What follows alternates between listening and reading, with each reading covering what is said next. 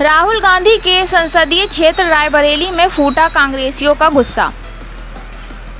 UP के जनपद रायबरेली से जहां राहुल गांधी के संसदीय क्षेत्र में कांग्रेसियों का गुस्सा फूटा है, वीवो रायबरेली में केंद्र सरकार के द्वारा 25 जून को लगाए गए आपातकाल को संविधान की हत्या दिवस के रूप में मनाए जाने की घोषणा होने के बाद राहुल गांधी के संसदीय क्षेत्र रायबरेली के कांग्रेसियों का गुस्सा फूट पड़ा है।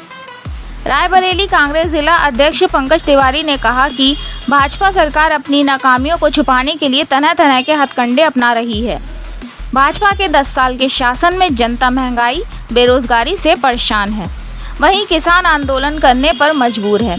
बेरोजगारों की बात करें तो नीट पेपर लीक हो रहे हैं, जिसको लेकर पूरे देश में जगह जगह प्रदर्शन किए जा रहे हैं।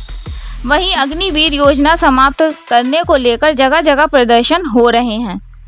इन सब नाकामियों को छुपाने के लिए भाजपा सरकार नया जुमला लेकर आई है। आइए जानते हैं मीडिया से बातचीत करते हुए क्या कुछ कहा रायबरेली कांग्रेस अध्यक्ष पंकज तिवारी ने। नोटिफिकेशन जारी किया है कि 25 जून को संविधान हत्या दिवस मनाया जाएगा। क्या प्रतिक्रिया है आपकी? ये भारतीय जनता पार्टी की दिवालियापन है, मोदी की दिवालियापन है। अभी 4 जून को चुनाव के नतीजे आपने देखा होगा, लोकसभा चुनाव के जिस तरह जनता ने मोदी को पूरी तरह से नकार दिया है। 10 साल की ये इनकी नाकामी थी। इस समय देश में बेरोजगारी चरम सीमा पर है, पेपर लीक हो रहे हैं, अग्निवीर योजना जैसी लोग विरोध कर रहे हैं। इन्हीं तमाम महंगाई को लेकर के इस भारतीय जनता पार्टी के कार्यकाल में महंगाई चरम सीमा पर है। तो ऐसी सब नाकामियों को छिपाने के लिए Bharatiya Janata party main line से, विकास की लाइन से वो हट रही है और जनता को गुमराह करना चाहती है। लेकिन जनता पूरी तरह से समझ चुकी है कि असली हत्यारा कौन है।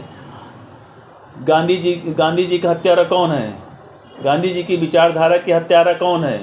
यही भारतीय जनता पार्टी और आरएसएस के लोग जो गांधी जी के हत्यारे हैं। तो इन्हीं सब नाकामी, जो देश में बेरोजगारी फैली हुई है, किसान हमारा परेशान है, कानून व्यवस्था पूरी तरह से ध्वस्त है, इन सब कमियों को छिपाने के लिए भारतीय जनता पार्टी और मोदी की सरकार के द्वारा इस तरह अनर्गल इस तरह प्रचार प्रसार किया जाता है।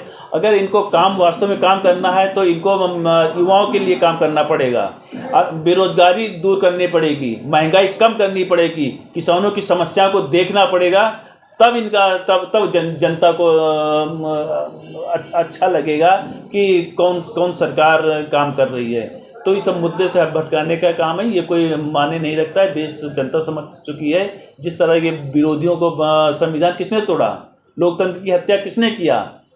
भारतीय जनता पार्टी की सरकार में आपने देखा कितनी, अगर कोई भी विरोधी बोला तो उसके पीछे ये सीबीआई, ईडी संबंधित संस्थाओं का दुरुपयोग करके उनके पीछे लगा दिया।